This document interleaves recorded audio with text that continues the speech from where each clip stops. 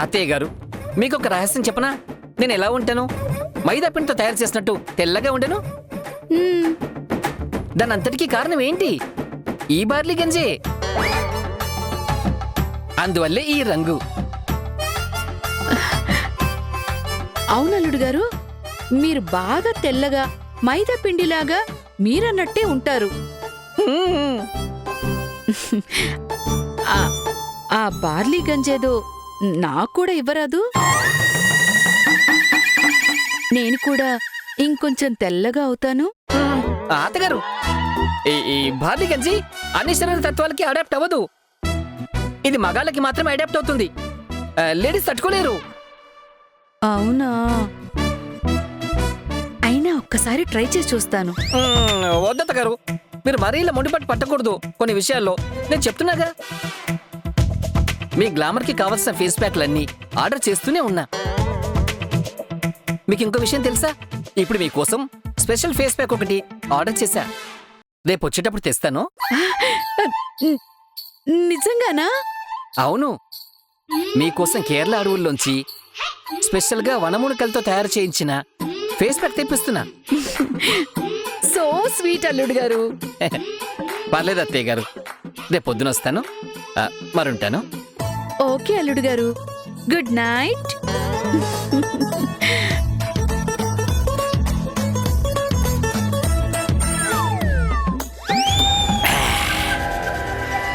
Barley గంజి కావాలంటే ఈవిడికి ఇస్తే ఇంకేమైనా ఉందా? ఎలా మేనేజ్ చేస్తున్నావురా రూతరు? నువ్వు మామూలుడు కాదురా. అత్తకు యముడివి, ఆ అమ్మాయికి మొగుడివి. సూపర్ రూతరు నువ్వు.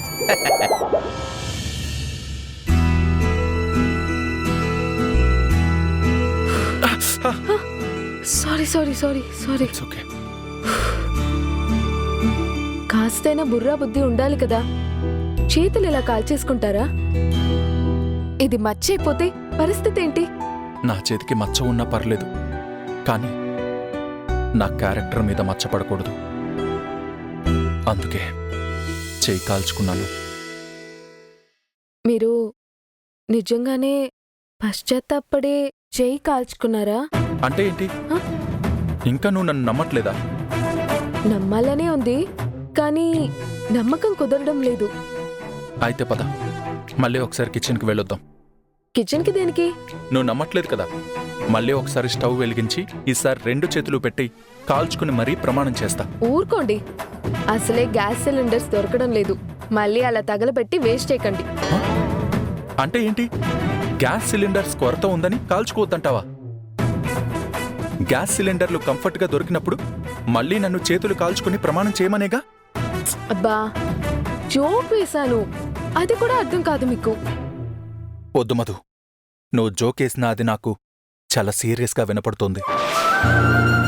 నేను నిజంగానే చేసిన తప్పుకి పశ్చాత్తాపడ్డానని కాళ్ళ వెళ్ళా పడ్డాను, అయినా నమ్మలేదు. అందుకే నువ్వు చేతులు కాల్చుకొని నిజం చెప్తారా అనగానే వెంటనే చేయి కాల్చుకున్నాను. కనీసం ఇప్పుడైనా నమ్ము మధు. నమ్ముతున్నాను. ఇప్పుడు నా మీద కోపం లేదుగా? లేదు. థ్యాంక్స్ మధు, ఇప్పటికైనా నన్ను నమ్మావు. సారీ. దేనికి? మీరు నిజంగానే చేసిన తప్పుకి పశ్చాత్తాపడి నన్ను క్షమించమని అడిగినప్పుడల్లా మీరు అబద్ధాన్ని కప్పిపుచ్చడానికి నానా నాటకాలు ఆడుతున్నారని అపార్థం చేసుకొని చాలా తిప్పలు పెట్టాను. పాపిష్టిదాన్ని. ఎన్ని ఇబ్బందులు పడ్డారో నా వల్ల. పర్లేదు, చేసిన తప్పుకి ఆ మాత్రం తిప్పలు పడాల్సిందే కదా. ఇదిగోండి, మీరిలా అనకండి, నాకింకా బాధేస్తుంది. ప్లీజ్, నువ్వు బాధపడకు. ఇన్నాళ్ళు నేను తప్పు చేశానేమో అని అపార్థం చేసుకుని ఇప్పటి వరకు మనశ్శాంతి లేకుండా ఉన్నావు. ఇక ఆలోచనలేవి పెట్టుకోకు. ప్రశాంతంగా ఏ గొడవ లేకుండా ఉండు. అలాగే. నిజంగా నువ్వు నన్ను నమ్ముతున్నావు కదా? మీరు నిజంగానే పశ్చాత్తాపడ్డారుగా? అరే, పశ్చాత్తాపడ్డానని ప్రూవ్ చేసుకోవడానికి కదా చేతులు కాల్చుకున్నాను. మళ్ళీ అడుగుతావేంటి? మరి మీరు మళ్ళీ అడుగుతున్నారు? ఏం లేదు, మళ్ళీ ఒకసారి కన్ఫర్మ్ చేసుకుందామని. నేను మిమ్మల్ని మనస్ఫూర్తిగా నమ్ముతున్నాను. మీరు నిజంగానే పశ్చాత్తాపడ్డారు, చేసిన తప్పుకి ప్రాయశ్చిత్తం చేసుకున్నారు అన్న తర్వాత నేనెందుకు నమ్మకుండా ఉంటాను? అవునవును, చేసిన తప్పుకి సరైన ప్రాయశ్చిత్తమే జరిగింది. జీవితాంతం ఈ చేతిని చూసినప్పుడల్లా చేసిన తప్పే గుర్తొస్తుంది. ఇంకెప్పుడు ఇలాంటి తప్పు చేయను. సరే, ఈ గొడవ వదిలేయండి, ప్రశాంతంగా పడుకోండి. హ్మ్?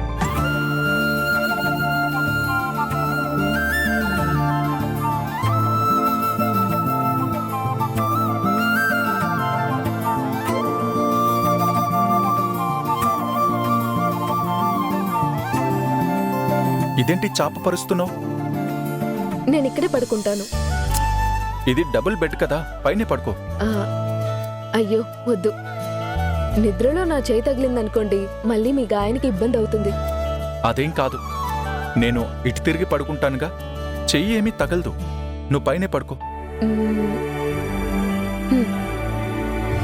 ఆ, ఆగండి, పడుకోండి.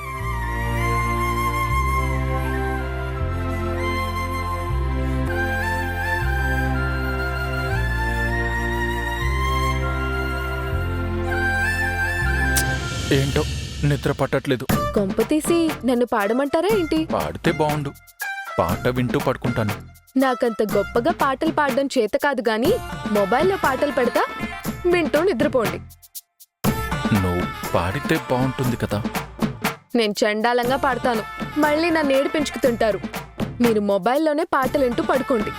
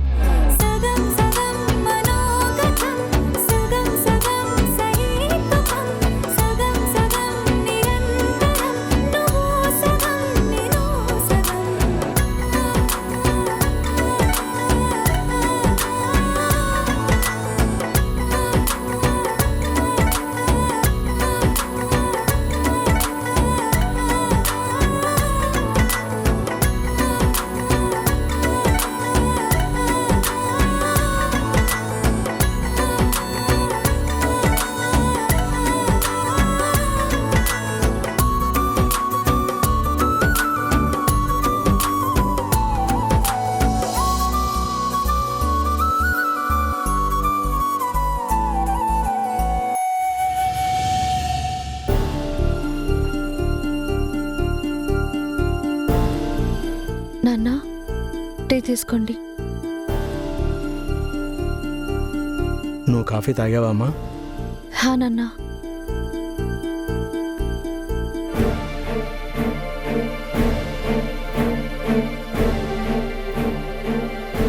చెప్పమ్మా.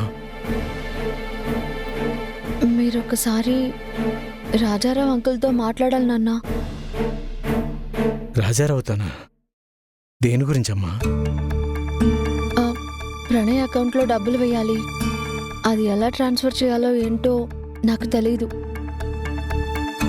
ఒకసారి ఆ లాయర్ గారితో మాట్లాడి చెప్తే ఆ డబ్బులు ట్రాన్స్ఫర్ చేస్తాను నాన్న. అలాగే. అలాగే రాజారావు అంకుల్ని అడిగి ప్రణయ్కి ట్రీట్మెంట్ ఇప్పించడం గురించి కూడా మాట్లాడాలి నాన్న. పాపం మెంటల్ స్ట్రెస్తో చాలా ఇబ్బంది పడుతున్నాడు. ఇప్పటికే మానసికంగా చాలా నలిగిపోయి ఉన్నాడు. చేసిన తప్పుని తెలుసుకుని కుమిలిపోతూ జైల్లో నరకం చూస్తున్నాడంట నాన్న. ఏమాత్రం ప్రశాంతంగా లేరు. ఏదైనా చేసుకుంటాడేమోనని భయంగా ఉంది నాన్న. ప్రణయ్కి ట్రీట్మెంట్ ఇప్పిస్తే బాగుపడతాడు. అతను మంచిగా మారి బ్రతకాలనుకుంటున్నాడు. అతను నేరాన్ని ఒప్పుకొని మంచిగా మారాలని ఇంతగా బతిమాలుతూ ఉంటే నిర్దాక్షిణ్యంగా అలా చూస్తూ వదిలేయలేను నాన్న. ప్లీజ్ నాన్న, ఒక్కసారి రాజారావు అంకుల్తో మాట్లాడి ట్రీట్మెంట్కి ఎలా ఏర్పాటు చేయాలో, ఆ ప్రొసీజర్ ఏంటో ఒక్కసారి లాయర్ ద్వారా కనుక్కోండి నాన్న. అలాగే అమ్మా.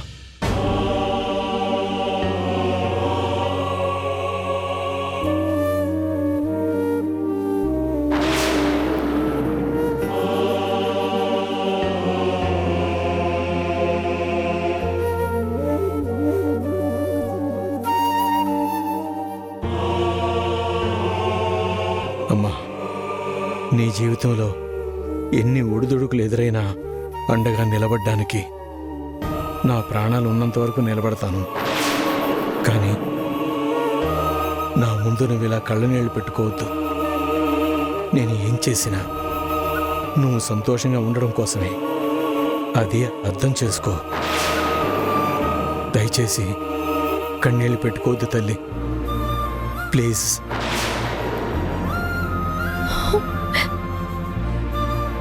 సారీ నాన్న,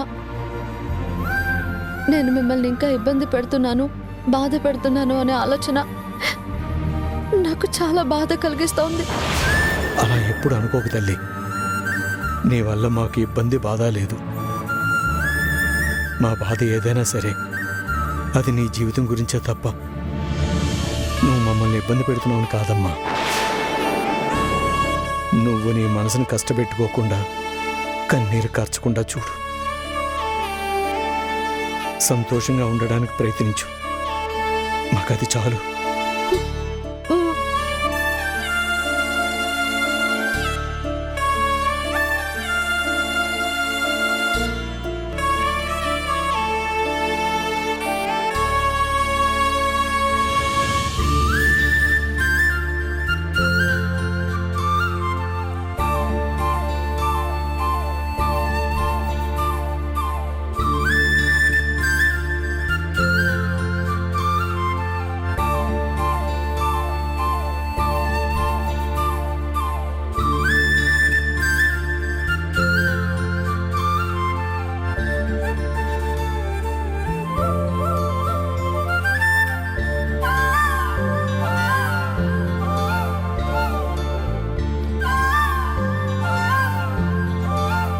అబ్బా, అలవాటు ప్రకారం కాఫీ స్టీల్ గ్లాస్లో పట్టుకెళ్ళిపోతున్నాను. ఈరోజు పరిస్థితి నిన్నట్లాగా లేదు కదా, ఆయన కప్పులోనే పట్టుకెళ్ళాలి.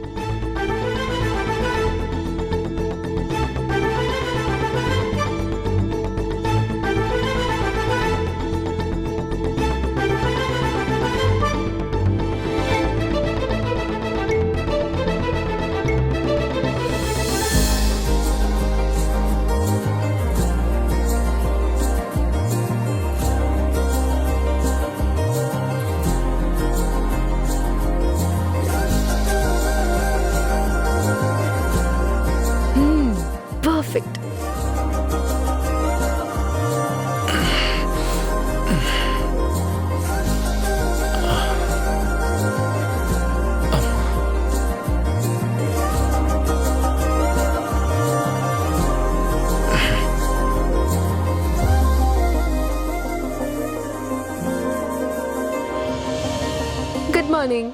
Good morning. అరే ఇవాళేంటి స్టీల్ గ్లాస్ బదులుగా కాఫీ కప్ వచ్చింది? మరంతే, నిన్నటి వరకు స్ట్రైక్ లో ఉన్నాం. కోపం ఉంది కాబట్టి స్టీల్ గ్లాస్, ఈ రోజు కోపం లేదు కాబట్టి కాఫీ కప్. ఓహో, స్టీల్ గ్లాస్లో కాఫీ ఇవ్వడానికి, కాఫీ కప్లో కాఫీ ఇవ్వడానికి ఇంత రాజకీయం ఉందా ఇందులో? మీ ఆడవాళ్ళు మామూలు కాదు. ముఖ్యంగా ఈ భార్గెల్ అనే క్యారెక్టర్స్ ఉన్నాయే, చాలా డేంజర్. రకరకాల కోడ్ లాంగ్వేజ్లో కోపాన్ని చూపిస్తూ ఉంటారన్నమాట. మరి కోపంగా ఉన్నప్పుడు కూడా ఈ అని పళ్ళికిలిస్తూ ఎప్పట్లాగే రోజు ఉన్నట్టే ఉంటారా ఏంటి? తీసుకోండి.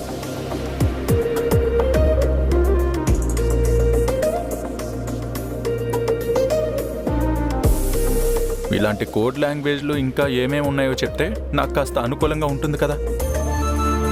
ఎప్పుడు ఏ మూడ్లో ఉన్నారో, దేని గురించి ఏం చేస్తున్నారో తెలుసుకోవచ్చు. అబ్బా చెప్పేస్తాం. మరి అదంతా ఏం చెప్పం. భార్య ఎందుకు ఎప్పుడు ఎలా ఉందో కూడా కనిపెట్టలేకపోతే ఇంకా మొగుడనేవాడెందుకు? అసలు పెళ్ళనేదే పెద్ద పజిల్, అందులో భార్య అనేది అంతకంటే పెద్ద పజిల్లా ఉంది. ఈ క్విజ్ ప్రోగ్రాంలు లేకుండా ఆ కోడ్ లాంగ్వేజ్ ఏదో చెప్పొచ్చు కదా. అస్సలు చెప్పం. అదేంటో మీరే కనిపెట్టి తెలుసుకోవాలి. ఇప్పుడొక కోడ్ లాంగ్వేజ్ తెలిసింది కదా, అన్ని నోట్ చేసి పెట్టుకుంటా.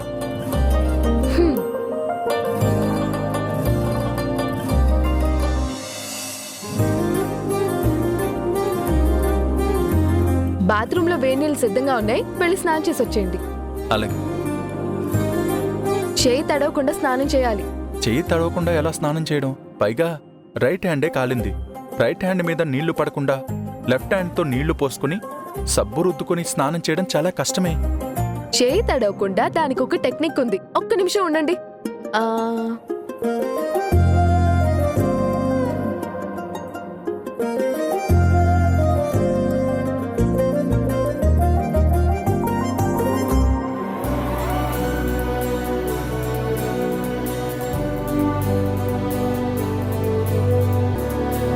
చేపట్టండి. ఈ కవర్ దేనికి? చేయి తడవకుండా ఈ క్యారీ బ్యాగ్ తొడిగి రబ్బర్ బ్యాండ్ వేసేస్తా. ఈ కోడ్ వర్డ్లు కూడా గుర్తుపెట్టుకోవాలా? గుర్తుపెట్టుకోండి, మళ్ళీ ఎప్పుడైనా పనికొస్తుంది. అంటే ఏంటి? నాకు మళ్ళీ ఇంకో కాలో చేయో కాల్చుకునే పరిస్థితి వస్తుందా? అలాంటి పరిస్థితి వస్తుందో లేదో మీ మీదే ఆధారపడి ఉంటుంది. సరే, స్నానం చేసి వచ్చేయండి. కుడి చేతి మీద నీళ్లు పడకుండా క్యారీ బ్యాగ్ తొడిగి రబ్బర్ బ్యాండ్ వేసావు ఓకే, కానీ ఒంటి చేత్తో స్నానం, సబ్బు రుద్దుకోవడం, ఒళ్ళు తుడుచుకోవడం ఇవన్నీ చాలా కష్టం. ఇదిగోండి, మీకు స్నానం చేయించేంత కంఫర్ట్ గా నేను లేను. మీరే ఎలాగో అలాగ తిప్పలు పడి స్నానం చేసి వచ్చేయండి. ఇలాంటి సమయంలో ఆ రూతర్ గాడు ఉండుంటే బావుండు, స్నానం చేయించేవాడు. Boss, boss. అన్నే వాయిస్ లా ఉంది.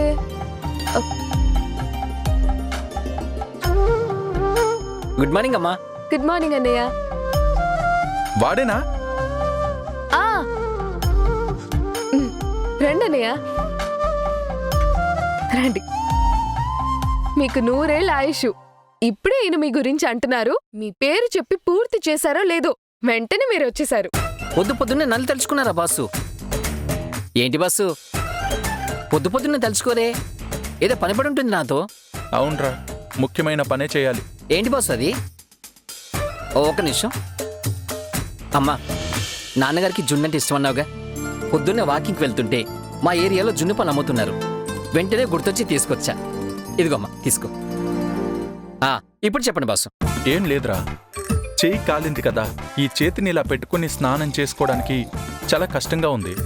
తీసుకెళ్లి స్నానం చేయించు. ఏంటి, నేను స్నానం చేయించాలా? ఏదో కొత్తగా అడుగుతావేంట్రా? గతంలో నా కాలు చెయ్యి విరిగినప్పుడు కూడా నువ్వే కదా నాకు స్నానం చేయించావు. నా బతుకు చెడా. నేను పెళ్లి చేసుకుని నా పిల్లలకు స్నానం చేయించి స్కూల్కి తీసుకెళ్లాల్సింది పోయి మీకు స్నానం చేయించాల్సి వస్తుందా? అదంతా ఏం కుదరదు. వెళ్ళండి, మీరే చేసుకోండి. ప్లీజ్ రా. అమ్మా, ఏంటి అన్యాయం? నువ్వు ఉండగా నన్ను స్నానం చేయించమంటాడేంటి? తీసుకెళ్ళి స్నానం చేయించమ్మా. అయ్యయ్యో, ఆయనకి స్నానం చేయించడం నాకు కంఫర్ట్గా ఉండదు. ఎలాగో అలా మీరే కానిచ్చేయండి అన్నయ్య. అమ్మా ఫు, నా కర్మ కాలొచ్చాను. ఏదో బాబాయ్ గారికి జున్నుపాలు ఇచ్చేద్దాం అనుకుంటే ఇప్పుడు మీరు స్నానం చేయించమంటున్నారు. ఆ జున్నుపాల దగ్గర గేదెలు తోపుతూ ఒకడు ఉంటాడు.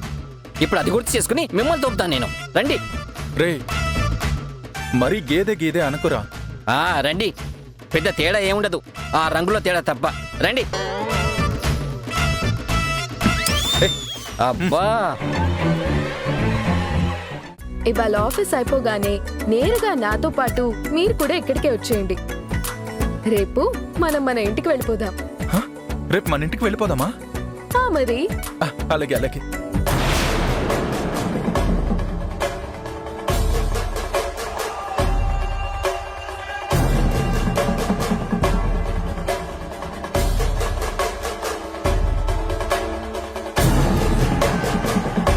పెళ్లి పీటల దాకా తీసుకొచ్చాను. ముహూర్తానికి ముందు ఇందుని పిలిచి పారిపోమ్మని బెదిరించాను.